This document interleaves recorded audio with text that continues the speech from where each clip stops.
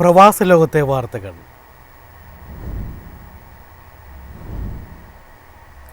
AI രംഗത്ത് കൂടുതൽ സഹകരിക്കാൻ ദുബായ് ചേംബറും ഇന്ത്യയും ധാരണയായി. ദുബായിലേക്കെത്തുന്ന ഇന്ത്യൻ കമ്പനികൾക്ക് ആവശ്യമായ എല്ലാ സഹായങ്ങളും നൽകുമെന്ന് ദുബായ് ചേംബർ അറിയിച്ചു. AI-യിലെ ഏറ്റവും പുതിയ മേഖലയായ ഏജന്റിക് AI രംഗത്ത് കൂടുതൽ സഹകരിക്കാൻ ദുബായ് ചേംബറും നാസ്കോമും ധാരണാപത്രം ഒപ്പുവച്ചു. ബംഗളൂരുവിൽ Dubai chamber president Muhammad Ali Rashid ലൂത്തയും National Association of Software and Services Companies പ്രതിനിധികളും തമ്മിൽ നടത്തിയ ചർച്ചയിലാണ് ധാരണയായത്. സാധാരണ AI സാങ്കേതികവിദ്യയേക്കാൾ നൂതനമാണ് ഏജന്റിക് AI. നാസ്കോമുമായി കരാർ ഒപ്പുവച്ചതോടെ ഏജന്റിക് AI ഇന്ത്യയിലെ സ്വകാര്യ കമ്പനികൾക്ക് പ്രയോജനപ്പെടുത്താം. ദുബായിലേക്കെത്തുന്ന ഇന്ത്യൻ കമ്പനികൾക്ക് ആവശ്യമായ എല്ലാ സഹായങ്ങളും ദുബായ് ചേംബർ നൽകും. ഈ വർഷത്തിന്റെ ആദ്യ പകുതിയിൽ പുതുതായി 7579 ഇന്ത്യൻ കമ്പനികൾ ദുബായിൽ രജിസ്റ്റർ ചെയ്തിട്ടുണ്ട്. 2016 മുതൽ കഴിഞ്ഞ വർഷം വരെ 55,274 തൊഴിലവസരങ്ങൾ ഇന്ത്യയിൽ സൃഷ്ടിച്ചതായും ദുബായ് ചേംബർ പ്രസിഡന്റ് പറഞ്ഞു. News desk, Myfin TV. വിമാന ടിക്കറ്റ് ബുക്കിംഗിൽ മാറ്റങ്ങളുമായി ഒമാൻ എയർ. ട്രാവൽ ഏജൻസികളുടെയോ മറ്റിടനിലക്കാരുടെയോ കോൺടാക്ട് വിവരങ്ങൾ യാത്രക്കാരൻ്റെ വ്യക്തിഗത വിവരങ്ങൾക്ക് പകരമായി നൽകാൻ ഇനി കഴിയില്ല.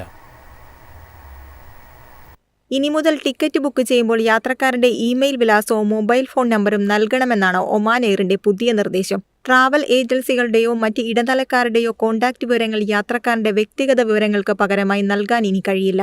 ഓഗസ്റ്റ് 18 മുതൽ പുതിയ മാറ്റം നിലവിൽ വന്നതായും ടിക്കറ്റ് ബുക്ക് ചെയ്യുമ്പോൾ നൽകുന്ന ഫോൺ നമ്പറും ഇമെയിൽ വിലാസവും യാത്രക്കാരന്റേതോ യാത്രക്കാരൻ നിയോഗിച്ച കോൺടാക്ട് വ്യക്തിയുടെയോ ആയിരിക്കണമെന്നും ഒമാൻ എയർ അറിയിച്ചു. വിമാനങ്ങളുടെ വൈകിവരവ്, സർവീസ് സമയങ്ങളിലെ മാറ്റങ്ങൾ, സർവീസ് റദ്ദാക്കൽ തുടങ്ങിയ അടിയന്തര സാഹചര്യങ്ങളിൽ യാത്രക്കാരെ നേരിട്ട് വിവരങ്ങൾ അറിയിക്കുന്നതിന്റെ ഭാഗമായാണ് പുതിയ മാറ്റം.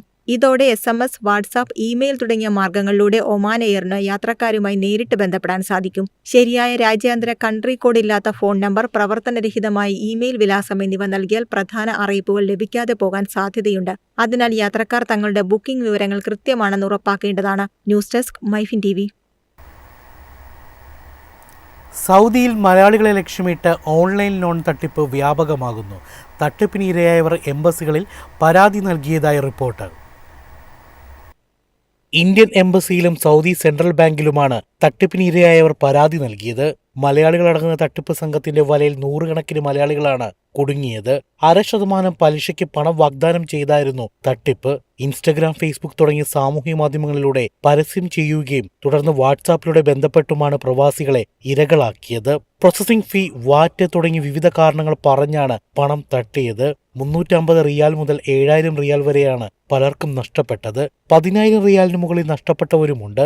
മറ്റൊരു രാജ്യത്തെ ബാങ്ക് കുറഞ്ഞ നിരക്കിൽ വായ്പ നൽകുകയാണെന്നായിരുന്നു പറഞ്ഞത്. ഇത്തരത്തിൽ വിശ്വാസം നേടിയെടുത്ത് ആദ്യം പ്രോസസിംഗ് ഫീ ഈടാക്കും. തുടർന്ന് വാറ്റ് എന്ന് പറഞ്ഞ് വീണ്ടും പണം അടയ്ക്കാൻ ആവശ്യപ്പെടും. ഈ പണമെല്ലാം വായ്പ ലഭിക്കുമ്പോൾ തിരിച്ചുവരുമെന്നും വാഗ്ദാനം ചെയ്യും. അപേക്ഷകന്റെ അക്കൗണ്ടിന് പ്രശ്നമുണ്ടെന്നും തങ്ങളുടെ പണം ബാങ്ക് പിടിച്ചുവെച്ചതായും പറഞ്ഞ് വീണ്ടും ബന്ധപ്പെടും. ഈ പണം അടച്ചില്ലെങ്കിൽ യാത്രാവിലക്ക് ഉൾപ്പെടെ നേരിടേണ്ടി വരുമെന്ന് ഭീഷണിപ്പെടുത്തി ഈ പണവും കൈക്കലാക്കും.